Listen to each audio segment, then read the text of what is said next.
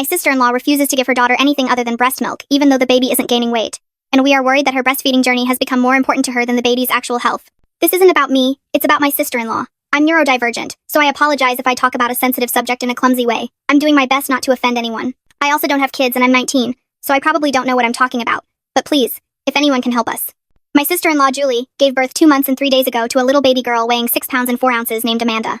We live in an area that pushes breast is best aggressively, no matter what happens. So, Julie was very interested in breastfeeding. The baby lost a lot of weight in the first week. I don't remember exactly how much, and she has been seen by several doctors since then. In her first month of life, the baby's weight went up to about 7 pounds. My mom has asked Julie several times to give the baby formula because she was constantly crying and showing signs of hunger. My mom breastfed all of us, 5 kids, and supports breastfeeding a lot. She was just very worried about little Amanda. But Julie kept refusing, saying that only her milk counts and she isn't going to poison her daughter with formula. At her monthly checkup, the doctor said Amanda was starving and needed to eat. And then my sister-in-law started going to multiple lactation consultants. They told her to pump all day, to top up feedings with pumped milk, and so on. But she refused to give Amanda a bottle because she said if she introduced a bottle, then Amanda would get nipple confusion and never latch again. So she started giving her about 2/3 of an ounce of milk after every feeding with a kind of feeding tube or syringe she put in Amanda's mouth. I don't know what it's called. Amanda didn't gain any weight for another week and a half, even though she was nursing every 3 hours nonstop. And every session lasted more than 50 minutes, plus the supplements. Julie asked for milk donations from her mom friends and started using that milk in the same way to supplement, because she could only pump about 1.7 ounces extra per day. That was when Amanda gained a tiny bit of weight, reaching about 7 pounds and 9 ounces. Finally, a week and a half ago, another lactation consultant told her she needed to supplement every feeding with nearly 3 ounces of pumped milk, and she started doing it. Amanda finally calmed down and started gaining weight, and she is at 8 pounds and 5 ounces as of today. They also checked for a tongue tie, and she didn't really have one, just a frenulum that was a tiny bit thick. They fixed it the same day, a week ago. Today, my sister-in-law visited a lactation consultant, and she told Julie that she can now give her less milk as a supplement since the baby is gaining weight, and they want to check if Amanda continues to gain some weight with a smaller amount of milk over a week. My mom is terrified of this idea because she doesn't want to see Amanda go hungry again, especially now that she has finally started looking pink instead of gray. My brother doesn't really care because he follows whatever Julie says. The lactation consultant also did a weighted feed, but only for 20 minutes because they had other patients. And in those 20 minutes, Amanda transferred less than an ounce of milk from the breast. We don't know what to do. We know breastfeeding is important for babies and mothers, and we admire all women who do it, but this has turned into total madness. Julie is constantly talking about breastfeeding and pumping, breastfeeding and pumping. There is nothing she cares about more than nursing. We told her several times that she is a wonderful mother and that she should relax with this, de-stress, and that sometimes other options can be better for both the mother and the baby, but she doesn't listen. She is power pumping once a day, which is a technique that uses a breast pump to simulate a baby's frequent and short feedings during a growth spurt, taking supplements, pumping regularly 8 times a day, and she only leaves the house to go to a doctor's appointment or to the lactation consultant. Amanda doesn't even go out for walks in the stroller. The only time Julie takes her out is when they go by car to an appointment. Now she manages to pump around 3.5 ounces per day, and the lactation consultants tell her that soon she will be able to breastfeed Amanda completely. Except that if the feedings keep lasting around 50 minutes, and without supplements, Amanda would end up admitted to the hospital. We want Julie to be happy, but she says she is happy when Amanda is nursing, and that the most important thing for her is to experience her breastfeeding journey. We don't know what to do. We don't know how to talk to her. That's why I'm here, asking all the breastfeeding moms, is the struggle really worth it? Edit. I've been replying to comments, and I think this information is relevant, so I'm adding it here too. My sister-in-law said she will never introduce bottles and that breastfeeding only counts if the baby drinks directly from the breast. If it weren't for the donor milk, Amanda would already be in the hospital. She is 9 weeks old and looks like a newborn. The pediatrician is one of those breastfeeding at all costs types. But even she was on the verge of deciding to admit Amanda to the hospital, according to my brother. My brother said he doesn't recognize Julie anymore, but that he will take action only when the baby ends up in the hospital. He said he is afraid to say anything, because Julie might think he is criticizing her and her parenting. She doesn't accept any mental health evaluation because she claims it will ruin her pumping and feeding schedule. My brother told me he had to force her to do the supplements because she didn't want to. He threatened her with divorce. The doctors are also involved and watching closely and are ready to act. The lactation consultants aren't state-approved in our area and charge a lot of money for every visit. We have never seen the baby in real life. We aren't trying to hurt anyone or make Julie feel bad. We aren't allowed to bring her anything to eat because, after she gave birth, she said we would try to poison her. So we keep our distance. My brother is doing everything in the house. Julie doesn't even let anyone in because she is constantly nursing and pumping. We used to have a good relationship, but now she says we want to poison her. We were friends, so it makes me very sad. No one in the family has seen Amanda in real life, even though my brother begged her to show her to us. Someone in another group told me to leave Julie alone because she is doing the best she can, so I'm not going to talk to Julie anymore, and neither is my mom. I feel bad for having worried because it seems there is no problem here. I hope I haven't offended anyone with this post, although it seems I did, and I'm sorry. Update 1. I posted the first part of this story earlier in breastfeeding and parenting groups, and they made me feel like a monster because mother knows best. Just for the record, I'm extremely emotional right now. My sister-in-law Julie gave birth to little Amanda 11 weeks ago. From the beginning, Amanda was barely growing, mostly losing weight instead of gaining. My area is very pro-breastfeeding and Julie decided she wanted to nurse. However, Amanda wasn't gaining weight properly and fell to the 0.1 percentile for weight. Julie forbade me and my mom from visiting them. She said we would poison her and that we were bringing her food. It was surprising, especially since before she gave birth we were good friends. So we only saw little Amanda in photos and videos that my brother has been sending us. And just once my mom said she was worried because Amanda looked hungry, she was crying and squirming, putting her little fists in her mouth, while Julie narrated in the video that this is what a happy baby with a full tummy looks like. So my mom asked if Julie couldn't give her a bottle, because Amanda seemed to still be hungry. Julie went crazy and cut us off completely. She was pumping, but her supply wasn't going up at all. Amanda had a tongue-tie procedure, but it didn't help much. Julie was using donor milk to supplement the feedings through a tube. I don't know what this thing is called.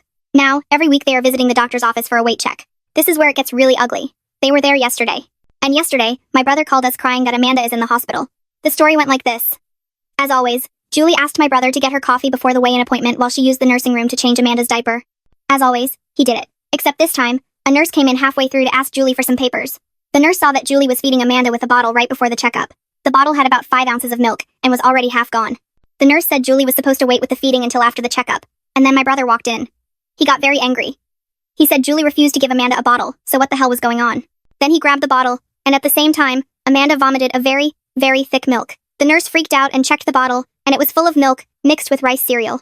The doctor they called to see it immediately ordered Amanda to be transferred to the hospital for an emergency review, especially after seeing Julie, who went crazy and started throwing things, screaming at everyone that she would feed her baby however she wanted and whenever she wanted. We went to the hospital to see my brother. Amanda had already had blood tests, and they showed some problems with her kidneys, liver, and vitamin and iron levels. The doctor said she had been starving for a long time and asked why no one in our family reacted. We told them the story about Julie claiming we would poison her. So the doctors immediately took Julie for a psychological evaluation for postpartum depression. But it turns out she was faking it. She admitted to the doctor. She was super scared that someone might take the baby away, that her friend told her if she faked postpartum depression, we would stop bothering her, and she would have peace during her breastfeeding. Then the doctors told her that what she did was not okay, and that she was regularly feeding the baby milk with cereal before the weight check, to fake that Amanda was growing. That she simply needed to give Amanda bottles with formula because this is about the survival of the little one, since she is now failing to thrive and her life and health are in danger. Julie got extremely angry. She screamed that she would either breastfeed Amanda, or not feed her at all, and that the choice was hers alone because it's her baby, and no one else's. That was when the doctors told Julie that she either went for another psychological evaluation, or they were calling the police. Julie agreed to the evaluation, and they committed her for a week. My brother works 14 hours a day because money is tight, and after their wedding, Julie decided she wanted to be a traditional wife and that he had to be the breadwinner. So my brother said that, whatever Julie did, it must be the right thing. But after seeing what was happening, he got extremely angry. He said she had starved Amanda on purpose for her own sick satisfaction, even though he was working hard to bring in money to buy formula if necessary. He said he wanted a divorce and full custody of Amanda. We don't know if he will get it because it's rare for a father to get full custody of daughters. The doctors are also angry with him for not realizing what Julie was doing. Before Julie went to the ward, I got angry and told her she had turned us into monsters, and that we were only worried about her and Amanda. That this whole situation was always only about Julie and her breastfeeding journey, and not about Amanda's life. She called me a bitch and said I should have died in childhood because no one can love an autistic person like me. Edit. The doctors say she might have schizophrenia or some kind of psychosis or a very dangerous mania. But if after the evaluation they don't find anything, they probably won't give Amanda back to her. My brother admits he made many mistakes. He said he always trusted Julie and wanted the best for her and Amanda. He says he hates himself for what happened. My mom said we will help him financially as much as we can. I also hope Julie is okay. I liked her a lot before everything that happened, and she was always kind to me and never minded that I'm autistic. But mostly I pray for Amanda. They will keep Julie committed for a week, and then we'll see what happens. We are very anxious. Update 2. I received so many comments under my original post, and so many private messages that I can't answer each one. So I thought I'd post a brief update. First, our little Amanda is okay and is staying in the hospital. They are feeding her formula in bottles. My brother had to accept this, and since yesterday she gained about 1 ounce. They ran more tests, and we are waiting for the results. The doctors are also worried about the fact that Julie forced Amanda to eat cereal mixed with donor milk before appointments because, apparently, it can cause some problems in the digestive system in the future, especially since they don't know how long she has been doing it and she doesn't want to admit it. Second, thank you everyone for your support. Also, thank you for the comments saying we failed Amanda and put her in danger. My mom and I realized that and we feel terrible about it. Some people questioned what happened, because my previous post in other groups said Julie was feeding Amanda and was doing everything possible to give her milk. And yes, that is true. That is what we knew at that time. We didn't know Julie decided it was breast milk or nothing. She only said this in front of the doctors. My brother took time off work and stays with Amanda most of the time, but he will be moving in with us. All this time he has been working and then doing illegal overtime. And he feels exhausted. But he says he had no other choice. He promised he will do everything he can to be a good father. We don't have any information about Julie. But whatever happens, we worry about her. She is our family too. She doesn't have her own family. Before the wedding, she said she had a fight with the rest of her family and they cut her off, so she is alone in this world and we felt very sorry for her. We managed to get in touch with one of Julie's friends, Linda, who was donating milk to her. Linda was terrified by the story and admitted that she was the one who told Julie to pretend she was afraid we would poison her. All because Linda's mother-in-law demanded to visit them after the birth, so she used that excuse so people would leave her alone. And apparently, Julie told Linda before giving birth that Amanda is hers alone, and that only she has the right to hold her, and Michael, my brother, only if it was really necessary. And I don't understand this because my mom never asked to hold Amanda. In the hospital, 2 days ago, was the first time we saw Amanda in real life. Linda also told us she introduced Julie to the La Leche League, an international organization that offers breastfeeding support groups, and there she learned all the bad things about formula and bottles. Also, it turns out she never wanted to vaccinate Amanda, but my brother forced her to. Linda said she recommended a couple of lactation consultants to Julie, who apparently were not real trained consultants, but women with Instagram accounts who claimed to know a lot about breastfeeding. That is all for now. This is all the information I gathered. The most important thing for me is that Amanda is safe with the doctors and nurses. I will update when I know something else if you want. Edit. People recommended contacting Julie's family to find out why there is no contact, since maybe this isn't her first mental breakdown. We definitely need the background and family medical history for Amanda's sake. My brother said this is what the doctors are asking him to do. They said certain mental illnesses can run in the family, and they would like to know what is going on. My brother will try to contact them, but we have never seen them, so it's a bit complicated. I'm sure there is more to the story of the cutoff with the family. Julie isn't someone who is mentally well, and I doubt this is the first time this has caused a crisis. My brother met Julie almost a year before getting married. She said she is from a religious family and wouldn't wait long for the wedding. He never met her family because she said they should meet only at the wedding. But they cut her off about 2 months before that. The doctors told him he messed up, and that he is also her father. We are afraid they will take Amanda away because of this. My mom already scheduled a meeting with a lawyer. The thing is that Mike also messed up and he knows it. We just hope they don't take Amanda. This is the only thing we can do for now. I will update when I know more. Update 3. Happy news. Amanda is currently in our house and doing very well. Before starting with the update, I want to specify something. First, I don't know everything. If the story is missing details, then I'm sorry, but I can't give more, since very often, I am not in the place where the conversations or revelations take place. I only rely on what they tell me. Second, our lawyer told me that, for the sake of our family and above all Amanda, I cannot share the details of the ongoing case. Now there are many people involved, many authorities. I need to keep my family safe, and especially Amanda. We owe her the best. So I won't answer questions about if CPS is involved, if there are charges and what the interrogations are, court, etc.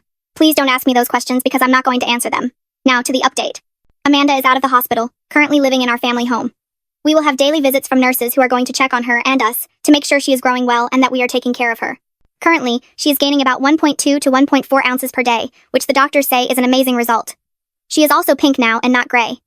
She is also very interested in everything. I was scared to hold her because I've never held a baby yet, but my mom showed me how, and Amanda was smiling at me and playing with my braid. My older sister came to live with us for the time being to help us so we can all get enough sleep and be present caregivers. Amanda eats every 3 hours, without fail, with a bottle. She is receiving a high-calorie formula, and seems to be doing well. Tomorrow they will do another blood test and we hope for the best. A couple of days ago we asked the doctors to ask Julie to give us some breast milk for Amanda if she was willing, but Julie didn't accept. The doctors told us she claimed once again that either she feeds her baby from her breast or she won't feed her at all, so formula it is. Julie. As far as I know, she probably is still in the psych ward, since she hasn't come back home. We don't know what is happening, since she cancelled all the permissions she gave my brother to know about her health, so no one can tell us anything right now. Before canceling the permissions, one of the doctors told my brother that she has a strong narcissistic personality, but they think there is more than that. Michael. My brother knows about his mistakes. He is taking some kind of parenting classes, going to therapy, and is working on himself to prove he can take care of Amanda. He will fight for full custody. I can't tell other things that are happening, so basically that is all about him. But he discovered something interesting that he shared with the doctors at the psych ward, Julie's family. So my brother managed to find them through social media. And when he told them about Amanda and everything that happened, Julie's parents immediately wanted to come visit. But Julie's father has mobility issues, so instead they invited Michael to go talk to them. Now this story is how Michael told it to us. If details are missing, I'm sorry, but this is all I know for now. I think there were more things, but then he decided to talk to my mom behind closed doors. So Julie grew up in a religious family in a small town. She has a younger brother, Ethan. Her parents said Ethan was always a very sickly boy. He was always sick, always with weird illnesses that didn't make sense, like sudden fevers and stomach bugs when no one else had them. Sometimes he had broken bones, like fingers or toes, and couldn't explain why or how it had happened. So the whole family had to take care of him, and since they didn't have babysitters, Julie was always with them at the hospital when they needed to take care of Ethan, mostly on weekends. So this isn't really weird because I was always hurting myself with dumb things, so I can relate.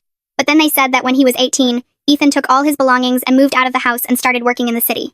He only sporadically contacted his mom to tell her he was okay, and that he wasn't sick anymore. Julie got very upset when Ethan moved out, since her parents said she was always super close to Ethan, and they were always together. She was angry afterward, breaking plates and glasses, and even once made a hole in the wall after throwing a chair against it.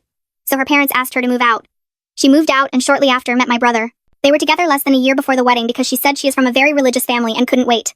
Now the thing is that Julie is super pretty, and my brother, well, he is my brother. So he was very into her. He really wanted to be with her, especially because she was educated and he works in blue-collar trades. He always admired her for her knowledge, and that is one of the reasons why he never questioned what she was doing with Amanda, especially because Julie told Michael multiple times that she is the smart one in this house. Shortly before the wedding, Julie contacted her parents demanding money for the wedding dress and the reception, as well as inviting them. She also pressured them for her brother to come. But when the parents called Ethan to tell him about it, he said he will never be in any proximity to Julie. Not after what she did to him. He broke down and said all his illnesses were caused by her. She forced him, for example, to eat raw potatoes or old cottage cheese, and once even some random animal poop she found in the field. She also used to play violently with him, and he always ended up with broken fingers, toes, and wrists, 3 times in total. So the parents went crazy. I skipped here the part about how they fought and tried to find out if it was all true, but apparently it was true. They said they didn't want to see their daughter ever again, and that she wouldn't get any money. That if they had known who her fiancé was, they would have looked for him to warn him not to even think about marrying Julie. But they didn't know Michael then, since Julie refused to introduce him to her parents before the wedding. Michael got pretty annoyed with Julie's parents for not trying to warn him, but then they said they honestly started thinking Julie was making up the whole wedding thing, since she used to lie a lot as a teenager and young adult. They thought she just wanted money from them. So the parents made no effort to find Michael, but focused on Ethan and helping him, which is totally fair. So that is the story for now. I felt bad when Michael told us about Ethan. It was a couple of days ago and I still feel in shock and bad. It feels so wrong. Especially because Julie was always kind to me. She never tried to hurt me. I've known her for almost a year and a half. Michael told the doctors, but they couldn't say anything because of the lack of permissions. So for now, this is all. I will update more when I can. Edit. For those who worry about Amanda. She is so tiny and I was very scared to hold her. I am very clumsy, but my mom helped me and it was something extraordinary. I will never have children, so I appreciated this moment of our first meeting even more. And she even grabbed my finger and is so strong. About Julie. I still don't understand how it is possible that she hurt Ethan because she never tried to hurt me. Except maybe for that horrible comment a little over a week ago. I know I'm naive, and my mom always tells me I trust people too easily, but I just can't understand what Julie would gain with this behavior. If she is sick like some people here say, then I get it. But why wouldn't she ask for help? When I had problems at school for being autistic and my classmates mistreated me, I asked my mom for help. About the legal issues. My brother is in contact with the lawyer, and he tells him everything Michael needs to do. And yes, that includes gathering statements and evidence. If there are legal actions, that will probably take quite a while. Maybe we will have an update in the next few months.